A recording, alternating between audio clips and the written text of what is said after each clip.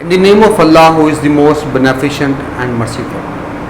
Students, आज जो हम आर्टिकल डिस्कस करने जा रहे हैं ये चैप्टर नंबर 6 का बहुत ही इंपॉर्टेंट लॉन्ग क्वेश्चन है, बर्नौलीज़ इक्वेशन। इसको हम डिस्कस करेंगे।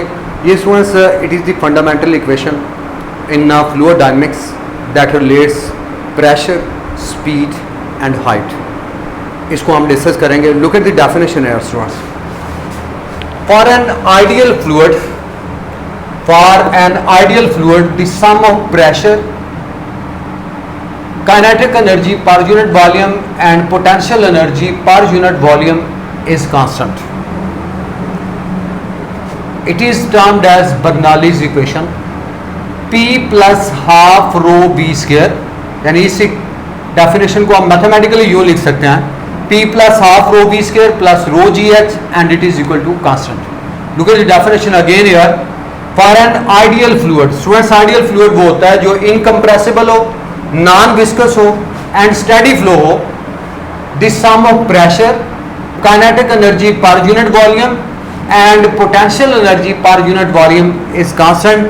और इसको आप मैथमेटिकली यूँ लिखते हैं, P plus half rho V square plus rho G H and it is equal to constant. ये कांस्टेंट के बराबर होगा। तो students look at the diagram here. इस डायग्राम में आप देख रहे हैं कि ये एक पाइप है, मतलब pipe of non uniform size, और ये हाइट पे पड़ा हुआ है। ये देखिए इस अपर एंड की जो हाइट है दैट इज h1 और लोअर एंड की जो हाइट है दैट इज h2। और यहाँ से फ्लूइड जो है इस पाइप में इंटर होता है। सो P1 is inside the pipe और इस जगह का area of the cross section जो है वो A1 है। जो फ्लूइड इसमें से मूव करता है with velocity v1 and delta t time में जो डिस्टेंस कवर करेगा दैट इज डेल्टा x1। ये डेल्टा x1 डिस्टेंस कवर करता है इन टाइम t कह दें या डेल्टा t कह दें, in time t। And similarly at the lower and of the pipe the pressure of the air is in that direction and in the same timing the distance covered by the fluid is delta x2 and speed of the fluid, या velocity of the fluid is v2, area of the cross section in this end of the pipe is a2। so that's about the diagram। अब हम यहाँ पे calculate करेंगे कि अपर end of the fluid पे work done on the fluid is given by, so that is the work done at the upper and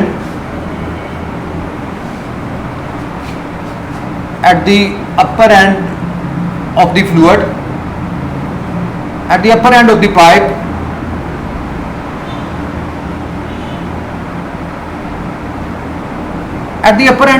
students, the work done is W1, let's suppose the work done on the fluid, and we all know it is the dot product of two things. One is the force and the other is displacement, that is delta x1, F1 dot delta x1। अब यहाँ पे देखिए तो आप ये कह सकते हैं कि प्रेशर इज इन्वॉल्व। तो प्रेशर का फार्मूला हम स्टूडेंट्स पढ़ चुके हैं, मैं यहाँ पे लिख रहा हूँ। Pressure is equal to F over A, force per unit area. और यहाँ से फोर्स किसके बराबर होगी स्टूडेंट्स? PA के बराबर। तो इसका मतलब ये है कि pressure is also the force but it is on unit area. तो यहाँ पे आप ये कहेंगे कि फोर्स और डिस्प्लेसमेंट के दरमियान जो एंगल है, देखिए प्रेशर भी इनसाइड है और फ्लूइड का जो डिस्प्लेसमेंट है वो सेम डायरेक्शन, वो भी इधर। तो इसलिए इस पर्टिकुलर केस में थीटा की वैल्यू जो है that is equal to 0 degree. तो यहाँ से आप ये कहेंगे कि F1 delta x1 cos 0 and cos 0 you all know that is 1। तो ये बनेगा F1 delta x1 cos 0 is 1। अब यहाँ से देखें तो F1 जो है इस पर्टिकुलर केस में F1 बराबर है P1 A1 के इक्वल। तो कीमत यहाँ पे लगा दें, W1 will be equal to F1 बराबर है जी किसके? P1 A1 डेल्टा x1, और इसका नाम दे दें जी equation number 1। Look at again here students. अब देखिए इस साइड पे फ्लूइड इंटर होता है, इस साइड पे upper end of the pipe. The work done on the fluid is given by W is equal to F1 dot delta x1।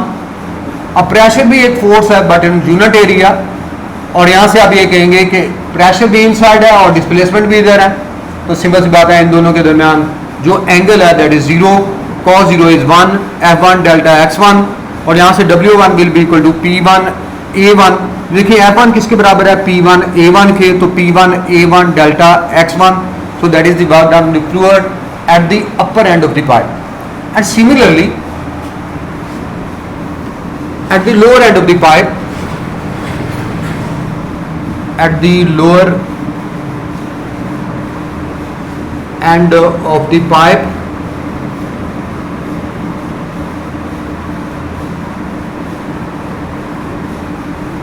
at the lower end of the pipe में अगर आप बात करते हैं तो W2 that is the work done। अब इस case में डायग्राम पे आ जाए स्टूडेंट्स, ये लोअर एंड है और इसमें आप देख रहे हैं कि प्रेशर जो है दैट इज इनसाइड। देखिए फ्लूइड इसमें से आउट होता है तो ये एयर का जो प्रेशर है वो इसको स्टॉप करता है, तो प्रेशर जो है वो अंदर की तरफ है और डिस्प्लेसमेंट फ्लूइड का बाहर की तरफ है, so they are in opposite direction. तो इसलिए एंगल यहाँ पे इस केस में कितना होगा, 180 डिग्री का। दोबारा से देख लें, यानी प्रेशर एक फोर्स है, इसकी डायरेक्शन इधर है, अंदर की तरफ होगी, एयर का प्रेशर जो है इसकी मोशन को रोकेगा और फ्लूइड जो है वो इस डायरेक्शन मूव करता है, so therefore the angle is 180 degree at the lower and of the pipe. तो यहां से आप ये कहेंगे कि F2 डॉट डेल्टा x2। अब इसको अगर आप रिमूव करें इस एंगल को तो ये बनेगा जी F2 डेल्टा x2 और यहां से आप cos 180 लिख दें और cos 180 you all know that is -1, तो ये बन गया जी माइनस F2 डेल्टा x2। अब जैसे हमने फार्मूला ऑलरेडी कैलकुलेट किया हुआ है कि फोर्स बराबर है PA के, तो यहां से F2 है तो ये बराबर होगा minus P2 A2 delta x2, so that is the work done on the fluid at the lower end of the pipe, यानी W2 is equal to minus P2 A2 delta x2 के बराबर, और इसे हम नाम दे दे रहे हैं students, it's another equation, I mean equation number 2। अब स्टूडेंट्स यहाँ से देखें ये total amount of work done हम यहाँ पे कैलकुलेट करना चाहते हैं। हम देखिए अपर एंड पे कैलकुलेट किया, फिर लोअर एंड पे कैलकुलेट किया, अब net work done is equal to, मैं यहाँ पे नेट वर्क डन लिखता हूँ, ये दोनों वैल्यूज हम ऑलरेडी कैलकुलेट कर चुके हैं अपर एंड पे भी और लोअर एंड पे भी। अब net amount of work done यहाँ पे हाँ मैं लिखता हूँ इसको, net work done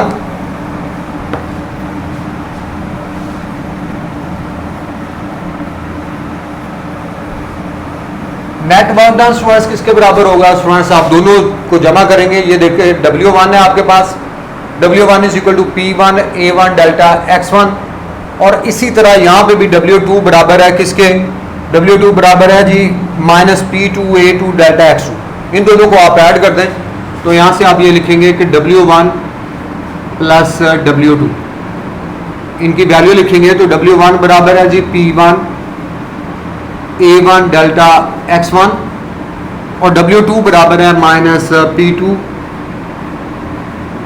A2 delta x2 के। अब ये दोनों को आपने ऐड कर दिया, P1 A1 delta x1 minus P2 A2 delta x2 के बराबर। अब यहां पे स्टूडेंट्स आपको ये भी पता होना चाहिए कि इस एंड पे देखिए ये हमारे पास यहाँ पे P1 A1 delta x1 W1 की वैल्यू लगा दी, इसी तरह W2 की वैल्यू की इसके बराबर है P2 A2 डेल्टा x2 के को। अब आप यहाँ पे इसका नाम दे दें आप इक्वेशन नंबर 3। अब आप इक्वेशन ऑफ कंटिन्यूटी को यहाँ पे अप्लाई करेंगे और इक्वेशन ऑफ कंटिन्यूटी हम ऑलरेडी जानते हैं,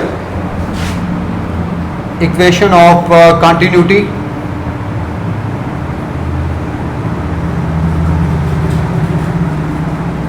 इक्वेशन ऑफ कंटिन्यूटी क्या है students, A1 B1 is equal to A2 B2 multiplying T on both hands, दोनों हैंड्स पे आप T से मल्टीप्लाई कर दें तो ये स्टूडेंट्स बन जाएगा A1B1T और इस एंड पे भी A2B2 इंटू टी। अब देखिए वेलोसिटी को या स्पीड को टाइम से मल्टीप्लाई करते हैं तो आपके पास क्या चीज़ आती है, डिस्टेंस आता है।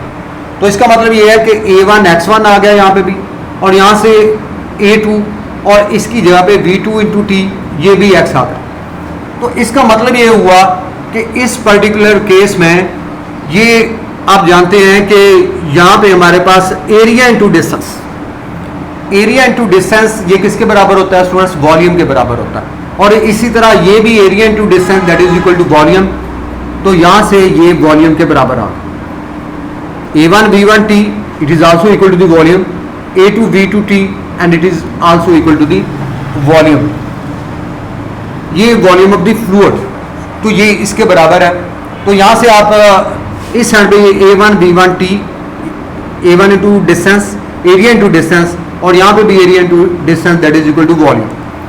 तो इसको आप इक्वेशन 3 में इंसर्ट कर दें तो then total amount of work done it will be equal to, यहाँ पे आ गया स्टूडेंट्स इस साइड पे, ये देखिए इस साइड पे हमारे पास जो रिलेशन है ये है जी A1 इंटू एक्स, और यहाँ से आपने देखा कि इसको आप रिप्लेस कर देंगे किससे, वॉल्यूम से रिप्लेस कर देंगे। तो यहाँ से ये हमारे पास आ गया P1V और माइनस P2V के को। Now V is common, volume common ले लें, तो यहाँ से P1 माइनस P2 और यहाँ पे वॉल्यूम आ गया। इसको आप वॉल्यूम आपने कॉमन ले लिया स्टूडेंट्स, तो यहाँ से P1 minus P2 into V के इक्वल आ गया। अब ये जो वर्क डन हमने यहाँ पे कैलकुलेट किया है students,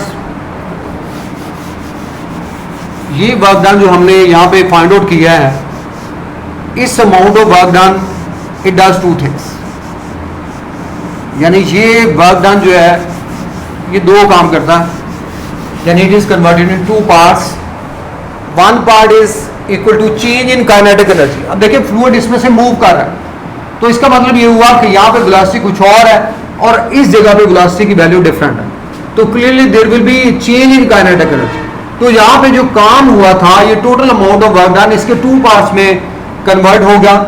one is change in kinetic energy and the other one is change in potential energy, क्योंकि आप देख रहे हैं कि ये पाइप जो है ये हाइट पे पड़ा हुआ, और हाइट पे अगर कोई भी चीज़ हो तो वो पोटेंशियल एनर्जी जो है वो कंसिस्ट करती है।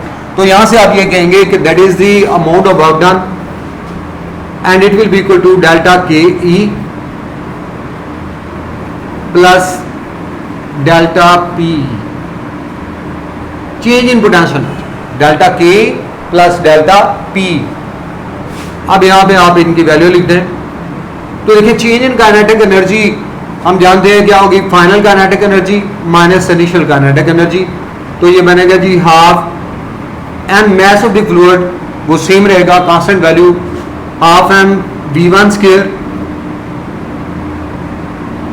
V2 स्क्वायर, क्योंकि फाइनल काइनेटिक एनर्जी आप ले रहे हैं, minus initial kinetic energy half M V1 square. So that is the change in kinetic energy. Similarly change in potential energy पे आ गए, ये क्या होगा जी mgH2, change in potential energy minus mgH1। So that is the final potential energy, that is the initial potential energy. तो यहाँ पे सेम सिचुएशन में डेल्टा के ई का मतलब ये है कि final kinetic energy minus initial kinetic energy half m V2 square minus half M V1 square, और इसी तरह चेंज इन पोटेंशियल एनर्जी को आप लिखते हैं mgH2 माइनस mgH1 रो। अब यहाँ पे देखें W की वैल्यू लगा दें, तो W की वैल्यू है P1 माइनस P2 और यहाँ पे वॉल्यूम आ गया, और यहाँ से आप ये लिखेंगे half m V2 square minus half M V1 square mgH2 minus mgH1। अब सुनिए यहाँ पे देखें तो हमारे पास ये वॉल्यूम जो आपने यहाँ पे लिखा है, अब वॉल्यूम को मैस की शेप में आप लिख सकते हैं। हम जैसे आप जानते हैं स्टूडेंट्स डेंसिटी किसके बराबर होती है, मैस पर यूनिट वॉल्यूम के। और वॉल्यूम किसके बराबर होगा students? Mass per unit density के। तो यहाँ पे देखें स्टूडेंट्स, ये वॉल्यूम जो है इसको आप मैस की टर्म में, क्योंकि सभी में मैस आ रहा है तो इसको भी मैस की शेप दे सकते हैं, density mass per unit volume, और यहाँ से वॉल्यूम देखें तो ये बन गया मैस ओवर डेंसिटी। तो इसकी और रिप्लेस कर दें मैस ओवर डेंसिटी से, तो यहाँ से इसको रिप्लेस करेंगे तो आप इसको यू लिखेंगे students, P1 minus P2 M over rho, और यहाँ से half MV2 square minus half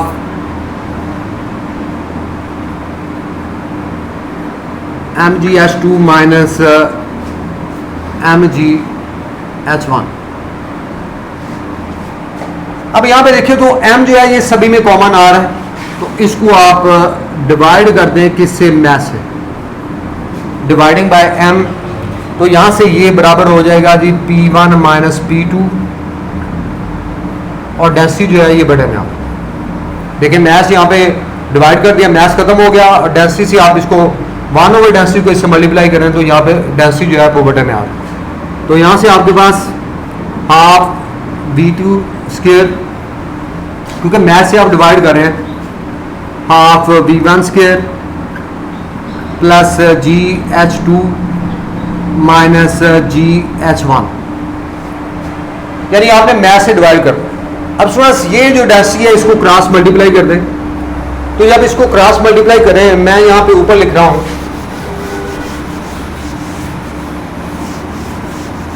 students, आपने इसको क्रॉस मल्टीप्लाई कर देना है, गौर से देखिएगा स्टूडेंट्स। अब देखिए ये डेंसिटी जो है इसको आप क्रॉस मल्टीप्लाई करेंगे, यानी ये सभी के साथ मल्टीप्लाई होगी, तो ये बनेगा students P1 minus P2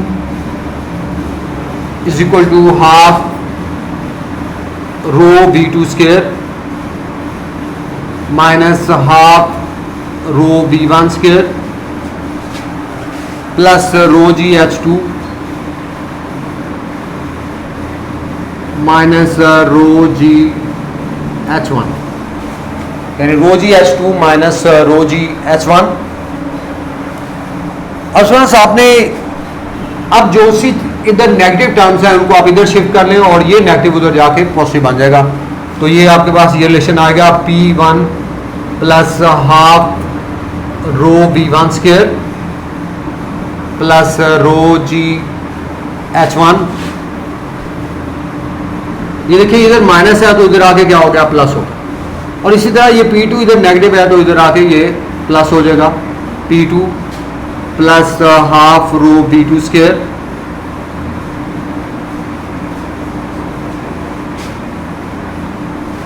plus rho GH2।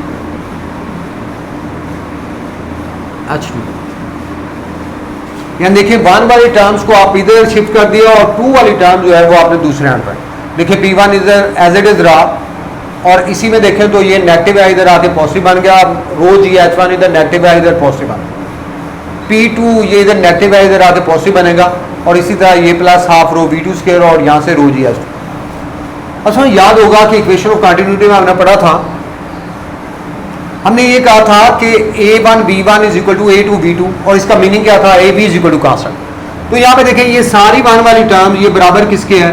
2 वाली टर्म्स के। तो यहाँ से हम ये रिजल्ट जनरली निकालते हैं, P plus half rho B square plus rho GH is equal to constant. Students it is named as equation of continuity. इसको हम that is named as Bernoulli's equation, not equation of continuity. Students equation of continuity तो already पढ़ चुके हैं, AB is equal to constant. तो यहाँ पे देखिए ये 1 वाली टर्म्स है और ये 2 वाली terms, both are equal, so that's why P plus half rho B square plus rho GH is equal to constant, and it is named as Bernoulli's equation. और यहाँ पे स्टूडेंट्स आप ये लिखते हैं कि it is for an ideal fluid the sum of pressure, kinetic energy per unit volume, potential energy per unit volume is equal to constant. अब इसमें इंपॉर्टेंटली देखें काइनेटिक एनर्जी में क्या आता है? स्टूडेंट्स मैस आता है। तो डेंसिटी आप जानते हैं किसके बराबर होती है? Mess per unit volume. और यहाँ पे अगर आप यूनिट वॉल्यूम नहीं लिखते, kinetic energy per unit volume नहीं लिखते, देखिए वॉल्यूम यहाँ पे 1 है, यूनिट वॉल्यूम, तो यहाँ पे डेंसिटी और मास जो है दे बिकम इक्वल, तो ये बराबर हो जाते हैं। तो इसलिए यहाँ पे ये बताना जरूरी है for an ideal fluid the sum of pressure, kinetic energy per unit volume, potential energy per unit volume is equal to constant, because if the volume is unit volume then density and mass both are equal. So students, that's about the Bernoulli's equation. It's very important long question of chapter number 6, and next time inshallah we will discuss more things. Thank you all students.